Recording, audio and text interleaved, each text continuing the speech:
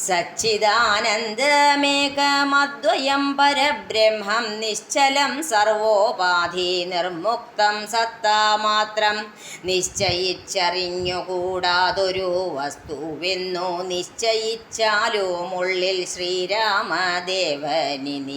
നിർമ്മലം നിരഞ്ജനം നിർഗുണം നിർവീകാരം സന്മയം ശാന്തം പരമാത്മാനം സദാനന്ദം ജന്മനാശാദികളില്ലാതൊരു വസ്തു പരബ്രഹ്മമീ ശ്രീരാമനെന്നറിഞ്ഞു കൊണ്ടാലും നീ സർവകാരണം സർവവ്യാപിനം സർവാത്മാനം സർവജ്ഞം സർവേശ്വരം സർവസാക്ഷിണം നിത്യം സർവദാ സർവാധാരം സർവദേവതാമയം നിർവികാരാത്മാ രാമദേവനെന്നറിഞ്ഞാലും എന്നുടെ തത്വമിനി ചൊല്ലിടാമുള്ള വണ്ണം നിന്നോടു ഞാൻ താൻ മൂലപ്രകൃതിയായതടോ എന്നുടെ പതിയായ പരമാത്മാവു തൻ്റെ സന്നിധി മാത്രം കൊണ്ടു ഞാനിവ സൃഷ്ടിക്കുന്നു തൽസാന്നിധ്യം കൊണ്ടെന്നാൽ സൃഷ്ടമാമവയെല്ലാം തൽസ്വരൂപത്തിങ്കലാക്കിയിടുന്നു ബുധജനം തൽസ്വരൂപത്തിനുണ്ടോ ജനനാദികളെന്നു തൽസ്വരൂപത്തെ അറിഞ്ഞവനെ അറിയാവൂ ഭൂമിയിൽ ദിനകര വംശത്തിൽ അയോധ്യയിൽ രാമനായി സർവേശ്വരൻ താൻ വന്നു പിറന്നതും ആമിഷഭോജികളെ വധിപ്പാനായിക്കൊണ്ടു വിശ്വാമിത്രനോടും കൂടെ എഴുന്നള്ളിയ കാലം ക്രുദ്ധയായടുത്തൊരു ദുഷ്ടയാം താടകയെ പദ്ധതി മധ്യേ കൊന്നു സത്വരം സിദ്ധാശ്രമം ബദ്ധമോദേന പൊക്കു യാഗരക്ഷയം ചെയ്തു സിദ്ധസങ്കൽപ്പനായ കൗശിക മുനിയോടും മൈഥില രാജ്യത്തിനായി കൊണ്ടുപോകുന്ന നേരം ഗൗതമ പത്നിയായോരഹല്യാശാപം തീർത്തു പാദപങ്കജം തൊഴുതവളെ അനുഗ്രഹിച്ചാദരപൂർവം മിഥിലാപുരമകം പൊക്കു പുരവൈരിയുടെ ചാപവും മുറിച്ചുടൻ മത്പാണിഗ്രഹണവും ചെയ്തു പോരുന്ന നേരം മുൽപ്പുക്കോ തടുത്തൊരു ഭാർഗവരാമൻ തൻ്റെ ദർപ്പവുമടക്കി വൻപോടയോധ്യയും പൊക്കോ 12 സംവത്സരമിരുന്നു സുഖത്തോടെ താതനും അഭിഷേകത്തിനാരംഭിച്ചാനതോ മാതാവു കൈകേയിയും മുടക്കിയതു മൂലം ഭ്രാതാവാകിയ സുമിത്രാത്മജനോടും കൂടി ചിത്രകൂടം പ്രാപിച്ചു വസിച്ച കാലം താതൻ വൃത്രാരീപുരം പുക്ക വൃത്താന്തം കേട്ട ശേഷം ചിത്തശോകത്തോടുദകക്രിയാദികൾ ചെയ്തു ഭക്തനാം ഭരതനെ അയച്ചു രാജ്യത്തിനായി ദണ്ഡകാരണ്യം പുക്ക കാലത്തു വിരാധനെ ഖണ്ഡിച്ചു കുംഭോദ്ഭവനാം അഗസ്ത്യനെ കണ്ടു പണ്ഡിതന്മാരാം മുനിമാരോടു സത്യം ചെയ്തു ദണ്ഡമെന്നിയെ രക്ഷോവംശത്തെയൊടുക്കുവാൻ പുക്കിതു പഞ്ചവടി തത്ര വാണിടും കാലം പുഷ്കര ശരപരവശയായി വന്നാളല്ലോ രക്ഷോനായകനുടെ സോദരി ശൂർപ്പണഖ ലക്ഷ്മണനവളുടെ നാസികാഛേദം ചെയ്തു ഉന്നതനായ ഖരൻ കോപിച്ചു യുദ്ധത്തിനായി വന്നിതു 14 സഹസ്രം പടയോടും കൊന്നിതു 3.25 നാഴിക കൊണ്ടു തന്നെ പിന്നെ ശൂർപ്പണഖ പോയി രാവണനോടു ചൊന്നാൻ മായയാ പൊന്മാനായി വന്നൊരു മാരീചൻ തൻ്റെ സായകം പ്രയോഗിച്ചു സദ്ഗതി കൊടുത്തപ്പോൾ മായാസീതയെ കൊണ്ടു രാവണൻ പോയ ശേഷം മായാമാനുഷൻ ജടായുസ്സിനു മോക്ഷം നൽകി. രാക്ഷസവേഷം പൂണ്ട കബന്ധൻ തന്നെ കൊന്നു മോക്ഷവും കൊടുത്തുപോയി ശബരി തന്നെ കണ്ടു.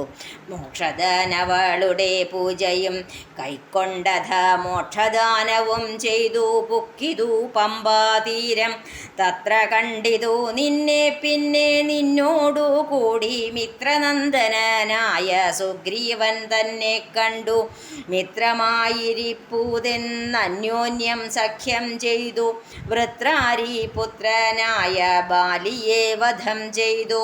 സീതാന്വേഷണം ചെയ്തു. ദക്ഷിണാജലധിയിൽ സേതുബന്ധനം ലങ്കാമർദ്ദനം പിന്നെ ശേഷം പുത്രമിത്രാമാത്യ ഭൃത്യാദികളോടും കൂടി യുദ്ധസന്നദ്ധാനായ ശത്രുവാം ദശാസ്യനെ ശസ്ത്രേണ വധം ചെയ്തു രക്ഷിച്ചു ലോകത്രയം.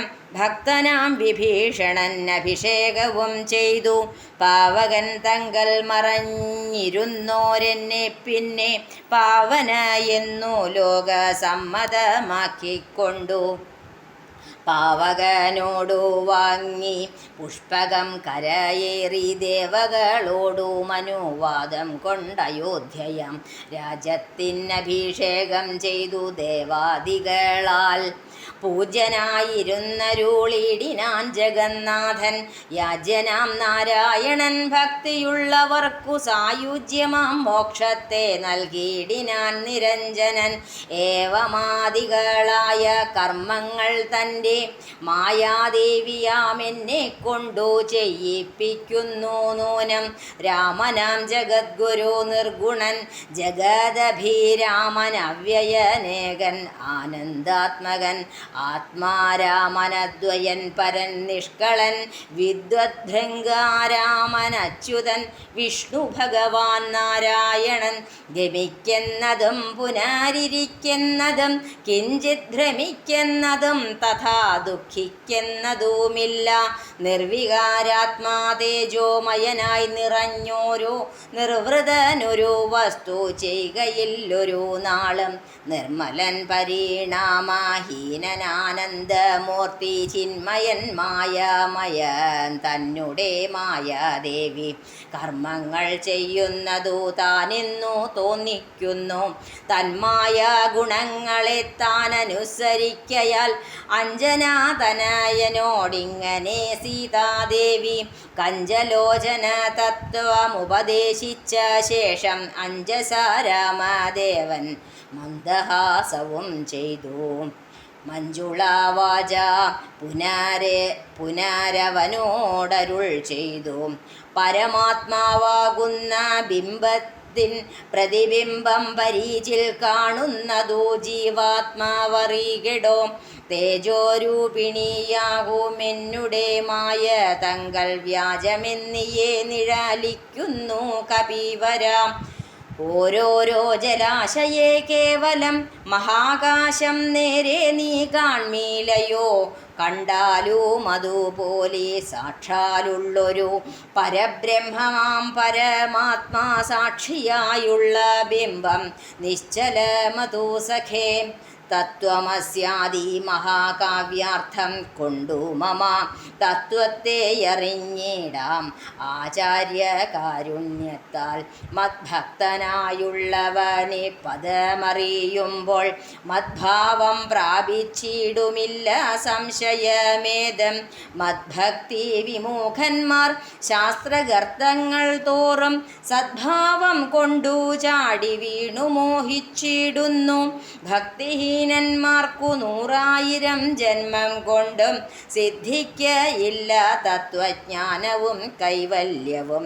പരമാത്മാവാം മമ ഹൃദയം രഹസ്യമീതൊരു നാളും മദ്ഭക്തിഹീനന്മാരായി മേവിടും നരന്മാരോടു പറഞ്ഞറിയിക്കരുതെടോ. പരമാമുപദേശമില്ലിതിന്മീതേയൊന്നും ശ്രീ മഹാദേവൻ മഹാദേവിയോടരുൾ ചെയ്ത രാമമാം മാഹാത്മ്യമിതം പവിത്രം ഗുഹ്യതമം സാക്ഷാൽ ശ്രീരാമപ്രോക്തം വായുപുത്രനായിക്കൊണ്ടു മോക്ഷദം പാപഹരം ഹൃദ്യമാനന്ദോദയം സർവവേദാന്തസാര സംഗ്രഹം രാമതത്വം ദിവ്യനാം ഹനുമാനോടുപദേശിച്ചതെല്ലാം ഭക്തി പൂണ്ട നാരദം പഠിച്ചിടുന്ന പുമാൻ മുക്തനായി വരുമൊരു സംശയമില്ല നാഥേ. ബ്രഹ്മഹത്യാദി ദുരിതങ്ങളും ബഹുവിധം ജന്മങ്ങൾ തോറുമാർജിച്ചുള്ളവ എന്നാകിലും ഒക്കവേ നശിച്ചു പോമെന്നരുൾ ചെയ്തു രാമൻ മർക്കടപ്രവരനോടെന്നതു സത്യമല്ലോ. ജാതി നിന്ദിതൻ പരസ്ത്രീധനഹാരി പാപി മാതൃഘാതകൻ പിതൃഘാതകൻ ബ്രഹ്മഹന്ത യോഗി വൃന്ദാപകാരി സുവർണസ്തേയി ദുഷ്ടൻ ലോകനിന്ദിതനേറ്റം എങ്കിലും അവൻ ഭക്ത്യാ രാമനാമത്തെ ജപിച്ചിടുകിൽ ദേവകളാൽ ആമോദപൂർവം പൂജ്യനായി വരുമത്രയെല്ലാം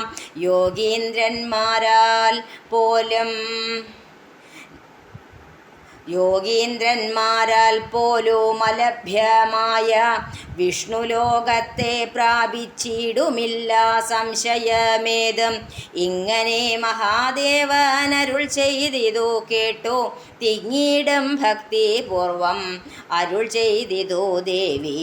മംഗലാത്മാവേ മമ ഭർത്താവേ ജഗത്പദേ ഗംഗാകാമുക പരമേശ്വര ദയാനിധേ പന്നഗ വിഭൂഷണ ഞാനനുഗൃഹീതയായി ധന്യയായി കൃതാർത്ഥയായി സ്വസ്ഥയായി വന്നേനല്ലോ. ഛിന്നമായി വന്നു മമ സന്ദേഹമെല്ലാം ഇപ്പോൾ സന്നമായിതു മോഹമൊക്കെ നിന്നനുഗ്രഹാൽ നിർമ്മലം രാമ തത്വാമൃതമാം രസായനം ത്വന്മുഖോദ്ഗളിതമാവോളം പാനം ചെയ്താലും എന്നുള്ളിൽ തൃപ്തി വരികെന്നുള്ളതില്ലയല്ലോ. നിർണയമതു മൂലമൊന്നുണ്ടു ചൊല്ലുന്നു ഞാൻ സംക്ഷേപിച്ചരുൾ ചെയ്തതേതുമേ മതിയല്ല. സാക്ഷാൽ ശ്രീനാരായണൻ തന്മാഹാത്മ്യമെല്ലാം കിങ്കണന്മാർക്കു വിദ്യയുണ്ടാകയില്ലയല്ലോ. കിങ്കണന്മാരായുള്ളോർക്കർത്ഥവുമുണ്ടായി വരാം കിമ്യണന്മാർക്കു നിത്യ സൗഖ്യവുമുണ്ടായി വരാം. കിം ദേവന്മാർക്കു ഗതിയും പുനരതുപോലെ ഉത്തമമായ രാമചരിതം മനോഹരം വിസ്തരിച്ചരുളിച്ചെയ്തിടണം മടിയാതെ. ഈശ്വരൻ ദേവൻ പരമേശ്വരൻ മഹേശ്വരൻ ഈശ്വരിയുടെ ചോദ്യമിങ്ങനെ കേട്ട നേരം മന്ദഹാസവും ചെയ്തു ചന്ദ്രശേഖരൻ പരൻ. സുന്ദരഗാത്രി കേട്ടുകൊള്ളുകെന്നരുൾ ചെയ്തു വേദാഭൂഷതകോടി ഗ്രന്ഥവിസ്തരം പുരാ വേദസംഹിതമരുൾ ചെയ്തിതു രാമായണം. വാൽമീകി പുനരിരുപത്തിനാലായിരമായി നാൻമുഖൻ നിയോഗത്താൽ മാനുഷമുക്ത്യർത്ഥമായി ചമച്ചാനതിലിങ്ങു ചുരുക്കി രാമദേവൻ നമുക്കുപദേശിച്ചിടിനാനേവം പുരാ. അധ്യാത്മരാമായണമെന്നു പേരിതിന്നിതമധ്യയനം ചെയ്യുന്നോർക്കധ്യാത്മജ്ഞാനമുണ്ടാം. പുത്രസന്തതി ധന സമൃദ്ധി ദീർഘായുസ്സും മിത്രസമ്പതി കീർത്തി രോഗശാന്തിയുമുണ്ടാം. ഭക്തിയും വർദ്ധിച്ചിടം മുക്തിയും സിദ്ധിച്ചിടം എത്രയും രഹസ്യമീതെങ്കിലോ കേട്ടാലും നീ. ജാനകീകാന്തസ്മരണം ജയ ജയ രാമ രാമ.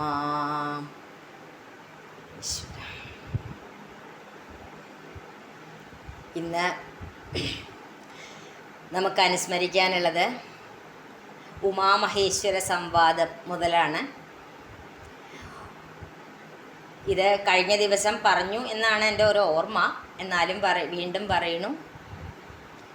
ബ്രഹ്മാണ്ഡ പുരാണത്തിൽ ഉമാമഹേശ്വര സംഹിത എന്ന് പറയുന്നതിൽ നിന്നാണ് ഈ രാമായണം ഉടലെടുത്തിട്ടുള്ളത്. അതുകൊണ്ട് തന്നെ ഈ ഉമാമഹേശ്വരന്മാരെ നമുക്ക് മനസ്സാ ഒന്ന് വന്ദിച്ചതിന് ശേഷം നമുക്ക് ഇതിലേക്ക് കടക്കാം. ഹര ഹര നമ പാർവതീപതയേ, ഹര ഹര മഹാദേവാ. ഒരു ദിവസം കൈലാസത്തിൽ മഹാദേവര് ധ്യാനത്തിലിരിക്കണ നേരത്ത് പാർവതീദേവി അടുത്തുണ്ട്. അവരെ പോലെ പരസ്പരം സത്സംഗം ചെയ്യുന്ന മറ്റൊരാളില്ല എന്ന് തോന്നും നമുക്ക്. ഭഗവത് കഥകളാണ് അവർക്ക് അധികവും ഉള്ളത്. കൈലാസത്തിൽ എങ്ങനെയാണെന്ന് വെച്ചാൽ എപ്പോഴും സത്സംഗമാണ്. എപ്പോഴും നാരദാദി മഹർഷീശ്വരന്മാർ അവിടെ വരും, ഭഗവാൻ തത്വോപദേശങ്ങൾ ചെയ്തു കൊടുക്കും. ഇതെല്ലാം കേട്ടുകൊണ്ട് പാർവതീദേവി അടുത്ത് തന്നെ ഉണ്ടാവും. ഇതെല്ലാം നമുക്ക് കാണിച്ചു തരുന്നതാണ് ഒരു കുടുംബമായാൽ എങ്ങനെ വേണം. അവനവൻ്റെ ധർമ്മത്തിനെ ചെയ്യണം, ഒപ്പം ഈശ്വരോന്മുഖമായിട്ടുള്ള കാര്യങ്ങളിൽ തൽപരരാവും വേണം. ഒരു ദിവസം പാർവതീദേവി മഹാദേവനോട് ചോദിക്കുകയാണ് ചെയ്യണത്, ഭഗവാനെ, ഈ ഭക്തി വിശ്വാസം ശുശ്രൂഷ കൊണ്ട് സന്തുഷ്ടരായിട്ടുള്ള ആൾക്കാർ അതീവ രഹസ്യമായിട്ടുള്ള കാര്യങ്ങൾ പോലും അങ്ങ് അവർക്ക് ഉപദേശിച്ചു കൊടുക്കുന്നത് ഞാൻ കണ്ടിട്ടുണ്ട്, അത് കേട്ടിട്ടുമുണ്ട്. ഒരു കാര്യം ഞാൻ അങ്ങയോടൊന്ന് ചോദിക്കട്ടെ. എന്താണത്? ഈ വിജ്ഞാനം, ജ്ഞാനം, വൈരാഗ്യം, തത്വങ്ങൾ ഇതെല്ലാം പറഞ്ഞു കൊടുത്തത് കേട്ടത് എനിക്ക് വളരെ സന്തോഷമായിട്ടുണ്ട്. അതുപോലെ എന്നോട് ഇത്തിരി കാരുണ്യമുണ്ടെങ്കിൽ ഈ ബന്ധമോക്ഷങ്ങൾക്ക് നിദാനം എന്തെന്ന് അറിഞ്ഞിട്ടുള്ള കാര്യങ്ങളെ പറ്റിയിട്ട് എനിക്ക് പറഞ്ഞു തരണം. ഇത്രയും കാര്യങ്ങൾ കേട്ടിട്ടുള്ളത് തന്നെ ബന്ധമോക്ഷങ്ങൾ നിദാനമാണെന്ന് അറിഞ്ഞിട്ടുള്ളതാണ്. ഇനിയിപ്പോൾ എനിക്ക് ശ്രീരാമദേവൻ്റെ തത്വം ഒന്ന് കേൾക്കാൻ ആഗ്രഹമുണ്ട്. പക്ഷേ ഭഗവാനെ, അതിന് ഞാൻ യോഗ്യയാണോ എന്നുള്ളത് അവിടത്തേക്കേ അറിയുള്ളൂ. യോഗ്യയാണെങ്കിൽ അവിടുന്ന് പറഞ്ഞു തന്നാൽ കൊള്ളാം. ഈ പാർവതീദേവിയുടെ ഈ ഒരു വാക്കുകൾ കേട്ടപ്പോൾ മഹാദേവന് സന്തോഷമായി. മഹാദേവൻ പറഞ്ഞു, പാർവതി, നിൻ്റെ അത്ര ഈശ്വരഭക്തി വേറെ ഒരാൾക്കുമില്ല. രാമദേവൻ്റെ തത്വം കേൾക്കണം എന്നുള്ളൊരാഗ്രഹം ഉള്ളിൽ വരികച്ചാൽ തന്നെ മഹാഭാഗ്യമാണ്. അതങ്ങനെ എളുപ്പമായിട്ട് എല്ലാവർക്കും കിട്ടുന്ന ഒന്നല്ല ശ്രീരാമതത്വം ഗ്രഹിക്കണം എന്ന തോന്നൽ. ഇപ്പോൾ നമ്മളിതേ ഇത്രയും പേരിവിടെ ഇരിക്കുന്നില്ലേ, ഒന്ന് ആലോചിച്ച് നോക്കൂ. ഭഗവാന്റെ കാരുണ്യമില്ലാണ്ട് നമുക്കിങ്ങനെ കൂടിയിരിക്കാൻ പറ്റുമോ? കേൾക്കാനും പറയാനും എല്ലാം ആസ്വദിക്കാനും ആ ഭഗവാന്റെ ഗുരുനാഥൻ്റെ അനുഗ്രഹം ഇല്ലാതെ ഒരിക്കലും നമുക്ക് സാധിക്കില്ല. നമ്മൾ മുജ്ജന്മങ്ങളിലൊക്കെ എന്നോ ചെയ്തിട്ടുള്ള എന്തൊക്കെയോ സുഹൃതങ്ങളുടെ ഫലമാണിത്. ഇതിന് അത്ര മാഹാത്മ്യമുണ്ട്. അങ്ങനെയുള്ള ആ ശ്രീരാമ തത്വം കേൾക്കാൻ അവിടുത്തെ പോലെ യോഗ്യയായിട്ടുള്ള വേറൊരാളില്ല. ഞാനാണെങ്കിലോ ഇത് ഒരാൾക്കും ഇതുവരെ ഉപദേശിച്ചു കൊടുത്തിട്ടില്ല, ആരും ഇട്ട് എന്നോട് ചോദിച്ചിട്ടുമില്ല. ഇത് അറിയാൻ ആഗ്രഹം ഉണ്ടാവുക. ആ ശ്രീരാമപാദങ്ങളെ നമസ്കരിച്ചുകൊണ്ട് തന്നെ ഞാൻ പറഞ്ഞു തരാം എന്ന് മഹാദേവൻ പാർവതീദേവിയോട് പറയാണ്. ശ്രീരാമൻ എന്ന് വെച്ചാൽ സാക്ഷാൽ ബ്രഹ്മം തന്നെയാണ്. ആ പരബ്രഹ്മം തന്നെയാണ് ശ്രീരാമദേവൻ. നിർവികാരനാണ്, നിർഗുണനാണ്. അതുപോലെ അദ്ദേഹത്തിന് ഈ പ്രപഞ്ചത്തിൻ്റെ സൃഷ്ടിസ്ഥിതി സംഹാരാദികൾ നടത്തുന്ന സച്ചിദാനന്ദ സ്വരൂപൻ തന്നെയാണ് അദ്ദേഹം. അങ്ങനെയുള്ള ആ പരബ്രഹ്മമൂർത്തി കേവലം ഒരു മനുഷ്യനാണ് എന്ന് കരുതുന്നവൻ അജ്ഞാനികളാകുന്നു എന്നാണ് ഇവിടെ പറഞ്ഞിട്ടുള്ളത്. അവരുടെ മനസ്സ് മായ കൊണ്ട് മൂടപ്പെട്ടിരിക്കുന്നത് കൊണ്ടാണ് അവർക്ക് അങ്ങനെ അത് വെറും ഒരു നാട്യമാണ് എന്ന് തോന്നുന്നത്. ഇതിനെ ഞാൻ സീതാരാമന്മാരും ഹനുമാനും തമ്മിൽ ഉണ്ടായിട്ടുള്ള ഒരു സംഭാഷണം പറയാം. അത് ഒന്ന് കേട്ടു നോക്കൂ.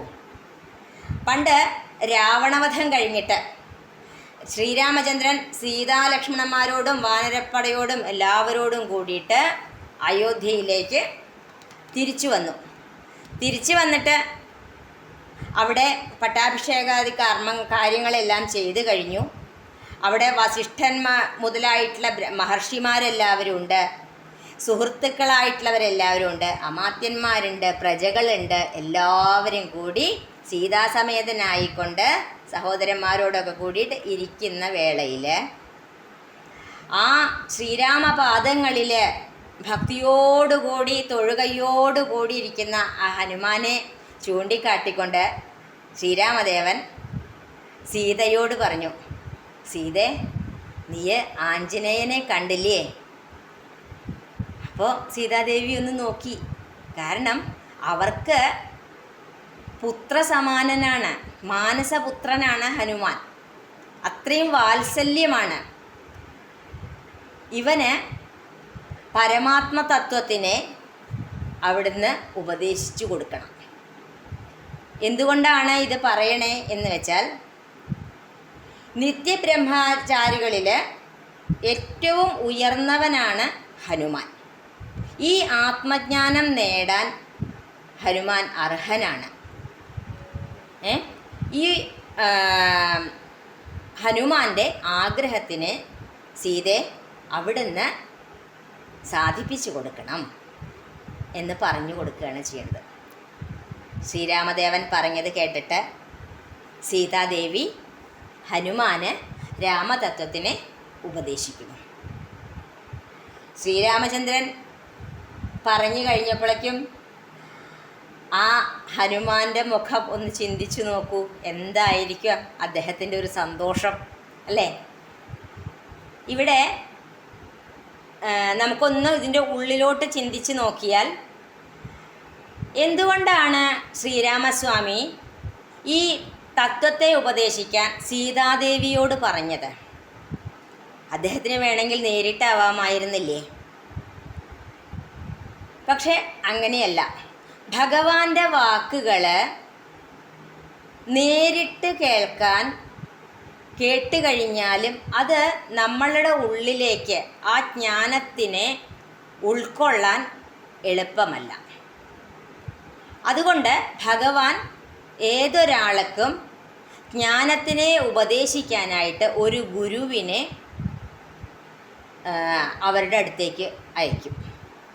ഒരു ഗുരുവിലൂടെ മാത്രമേ തത്വത്തിനെ ശിഷ്യർക്ക് ഉൾക്കൊള്ളാൻ സാധിക്കുള്ളൂ. ഭഗവാൻ നേരിട്ട് പറയുന്ന ആ ഭഗവാന്റെ ഒരു ഭാഷ എന്ന് തന്നെ പറയട്ടെ, അതൊരു പക്ഷേ ഈ അല്പബുദ്ധികളായിട്ടുള്ള ശിഷ്യന്മാർക്ക് കേൾക്കാൻ ഉൾക്കൊള്ളാൻ സാധിച്ചു എന്ന് വരില്ല. അതാണ് അതിൻ്റെ ഒരു സത്യം. ഹനുമാൻ ഒരു പക്ഷേ പറ്റായ വരില്ല, എങ്കിലും ഇങ്ങനെയാണ് വേണ്ടത് എന്ന് കാണിച്ചു തരും കൂടിയാണ് ചെയ്തത്. മാത്രമല്ല, സീത എന്ന് പറഞ്ഞാൽ ആരാ? ഹനുമാന് അമ്മയാണ്. നമുക്കെല്ലാവർക്കും ആദ്യത്തെ ഗുരു ആരാ? അമ്മയാണ് അല്ലേ? നമുക്കൊക്കെ അമ്മയല്ലേ ഗുരു? ആദ്യത്തെ ഗുരു എന്ന് പറഞ്ഞാൽ അമ്മയാണ്. നമുക്ക് ഓരോന്നും പറഞ്ഞു തന്നിട്ടും നമ്മളെ കൊണ്ട് ഓരോന്ന് ചെയ്യിച്ചിട്ടും നമ്മളെ നേർവഴിക്ക് കാണിച്ചു തന്നതും നടത്തിച്ചതും ഈശ്വരനിലേക്ക് എത്തിച്ചതും ആരാ? നമ്മുടെ അമ്മ. അപ്പോൾ നമ്മുടെ ആദ്യത്തെ ഗുരു അമ്മയാണ്. അമ്മ പറയുന്ന വാക്കുകൾ നമുക്ക് വേഗം മനസ്സിലാവും ഇല്ലേ? അതാണ് മറ്റൊന്ന്. ഇനി മൂന്നാമതൊന്ന് പറയുകയാണെങ്കിൽ, ഈ പരമാത്മാവിലേക്ക് എത്തണമെങ്കിൽ പുരുഷനിലേക്ക് ഒരാളെ എത്തിക്കാൻ പ്രകൃതിയിലൂടെയാണ് ചെയ്യുക, അല്ലേ? പറയില്ലേ, ഭഗവാനിലേക്ക് എത്തണം എന്നുണ്ടെങ്കിൽ ഭഗവതിയിലൂടെയാണ് എത്തുക, ഭഗവതിയെ പ്രാർത്ഥിക്കുകയാണ് ചെയ്യുക എന്ന് പറയില്ലേ? അങ്ങനെ ആ ഭഗവതിയിലൂടെയാണ് ആ പുരുഷനിലേക്ക്, പരമാത്മാവിലേക്ക്, ഭഗവാനിലേക്ക് എത്തുക. ഇതുകൊണ്ടൊക്കെയാണ് ശ്രീരാമചന്ദ്രൻ സീതാദേവിയോട് ഹനുമാന് ഉപദേശം കൊടുക്കാനായിട്ട്, തത്വോപദേശം ചെയ്യാനായിട്ട് പറഞ്ഞത്. എന്താണ് സീതാദേവി പറഞ്ഞത് എന്ന് നോക്കാം. ഈ ശ്രീരാമൻ എന്ന് പറഞ്ഞാൽ സാധാരണ ഒരാളല്ല ഹനുമാനെ. ആഞ്ജനേയ, ഇദ്ദേഹം പരബ്രഹ്മമാണ്. ഇദ്ദേഹത്തിന് ഗുണങ്ങളില്ല, രൂപമില്ല, മാറ്റങ്ങളില്ല, അങ്ങനെ ഓരോന്നും ഇല്ല ഇല്ല ഇല്ല എന്ന് പറയാൻ പറ്റുള്ളൂ. എന്നാൽ അദ്ദേഹമാണ് ഇവിടെ എല്ലാറ്റിനും കാരണക്കാരനായിട്ടുള്ളത്. ആ പരബ്രഹ്മമൂർത്തിയാണ്. എല്ലാ ദിക്കിലും നിറഞ്ഞു നിൽക്കുന്നുണ്ട്. എല്ലാറ്റിനും ആധാരമായിട്ടുള്ളതും ഭഗവാനാണ്.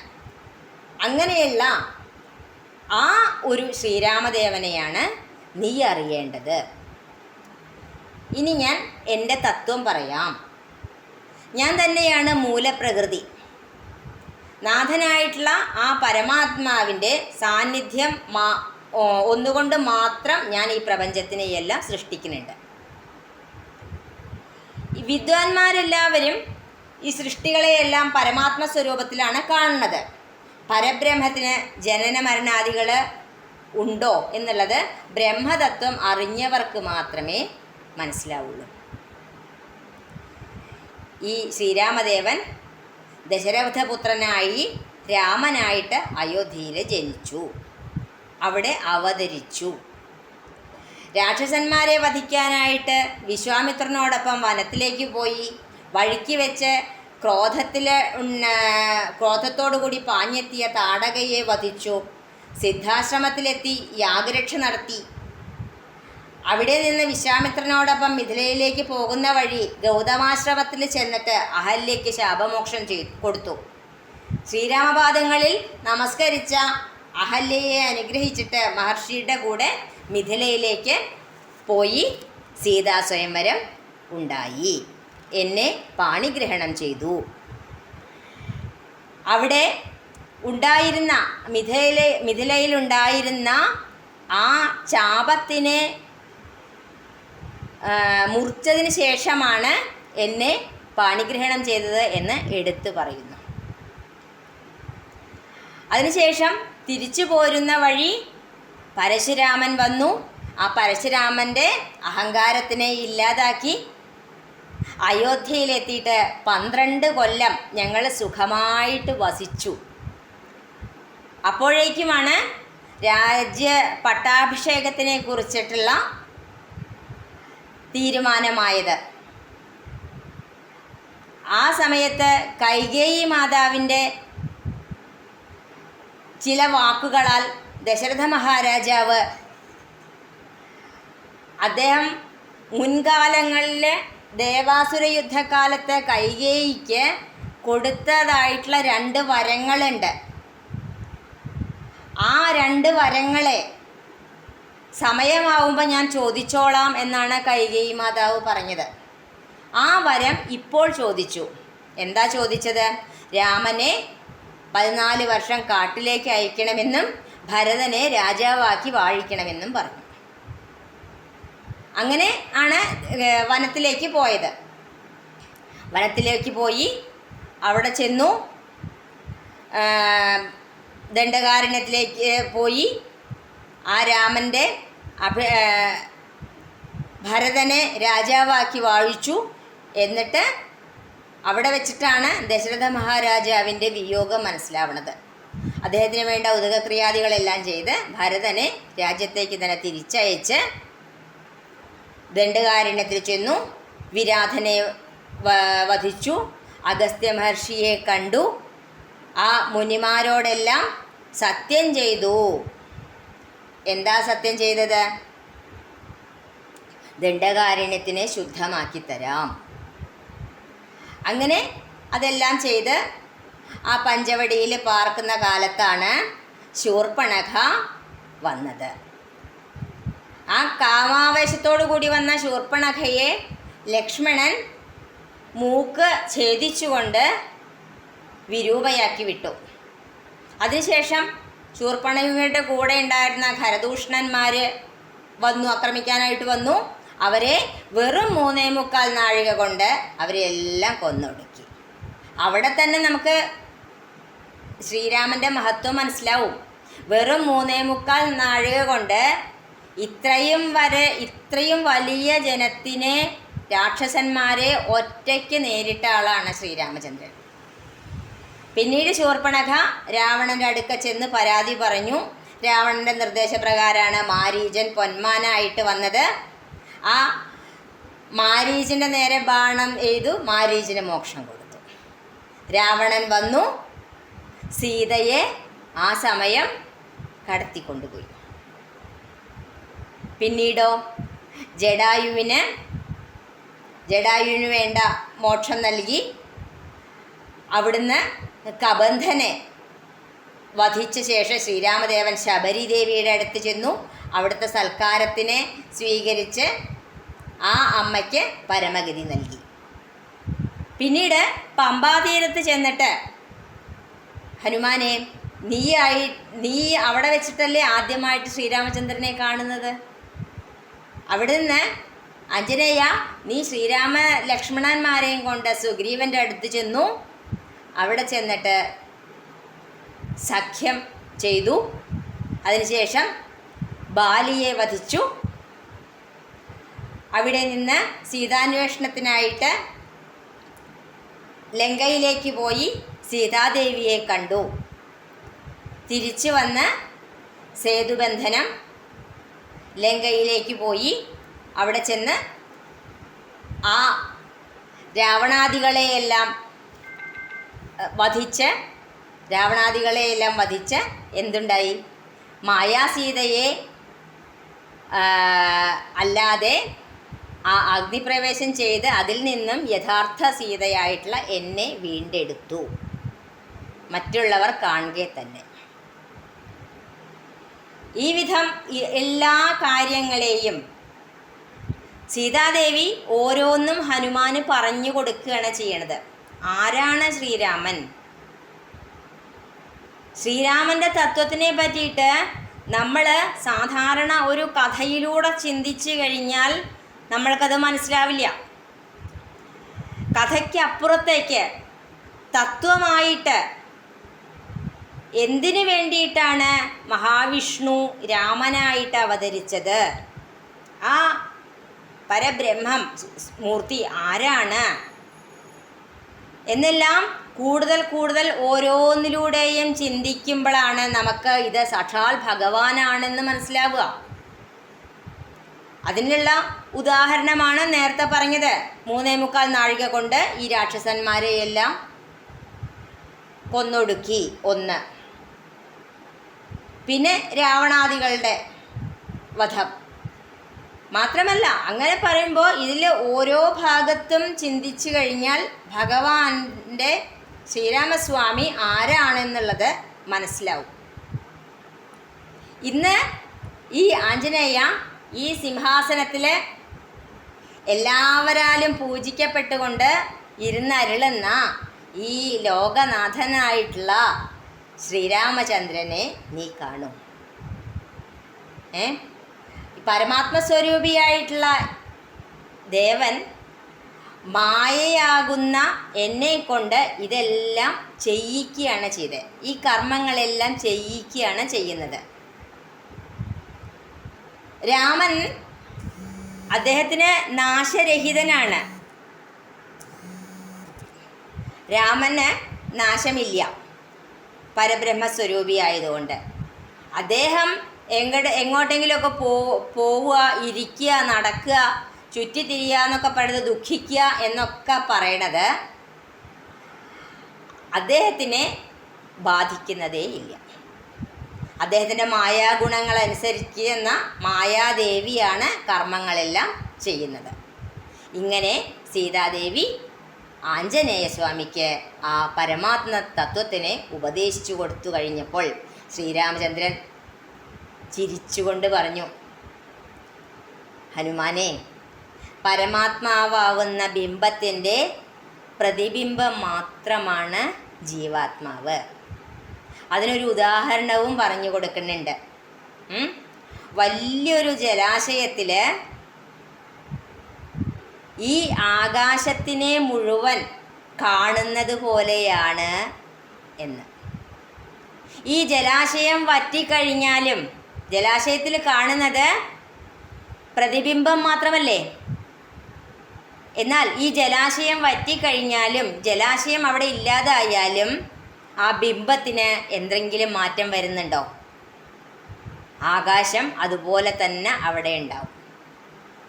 അങ്ങനെ ആ പരബ്രഹ്മമായിട്ടുള്ള പരമാത്മാവ് നിശ്ചലനായിട്ട് സാക്ഷിയായിട്ട് വർത്തിക്കുന്ന ഒരു ബിംബമാണ്. ഇത് തന്നെയാണ് അറിവുള്ളവർ പറയുന്നത് തത്വമസി. ഈ തത്വമസി എന്ന വാക്കിനെയൊക്കെ നമുക്ക് മനസ്സിലാക്കാറാവണമെങ്കിൽ ഗുരുനാഥൻ്റെ കൃപയുണ്ടെങ്കിൽ മാത്രമേ സാധിക്കുള്ളൂ. എന്താണ് തത്വമസി? അതുതന്നെയാണ് ഇത്. ഇവിടെ രണ്ടില്ല. എല്ലാറ്റിലും നിറഞ്ഞു നിൽക്കുന്നതായിട്ടുള്ള പരമാത്മാവ് തന്നെയാണ് നമ്മുടെ ഉള്ളിലും നിറഞ്ഞു നിൽക്കുന്നത്. ആ പരമാത്മ സ്വരൂപി തന്നെയാണ് നമ്മളുടെ ഉള്ളിൽ നിറഞ്ഞു നിന്നുകൊണ്ട് പ്രകാശിച്ച് നമ്മളെ കൊണ്ട് ഓരോരോ കർമ്മങ്ങളും ചെയ്യിക്കുന്നത്. ഇപ്പോൾ ഇവിടെ ഇരുന്ന് പറയുന്ന എൻ്റെ ഉള്ളിലായാലും നിങ്ങളുടെ ഓരോരുത്തരുടെ ഉള്ളിലായാലും ഈ പ്രപഞ്ചത്തിൽ ഒന്നാകെയുള്ളതായാലും ഒരേ ആളാണ്, ഒരേ ഒരാളാണ്. അവിടെ രണ്ടില്ല. ഈ ഒരു തത്വത്തിനെ നമുക്ക് മനസ്സിലാവണമെങ്കിൽ ഒരു ഗുരുനാഥൻ്റെ കൃപയുണ്ടായാൽ മാത്രമേ സാധിക്കുള്ളൂ. അതിനാണ് ഭഗവാൻ ഗുരുരൂപത്തിൽ നമ്മളുടെ അടുത്തേക്ക് ഗുരുനാഥനെ പറഞ്ഞയക്കുന്നത്. ഭഗവാൻ തന്നെയാണ് ഗുരു, ഭഗവാൻ തന്നെയാണ് ഗുരുനാഥനും. ആ ഗുരുനാഥൻ്റെ വാക്കുകളിലൂടെയേ നമ്മൾക്ക് ജ്ഞാനോദയം ഉണ്ടാവുകയുള്ളൂ.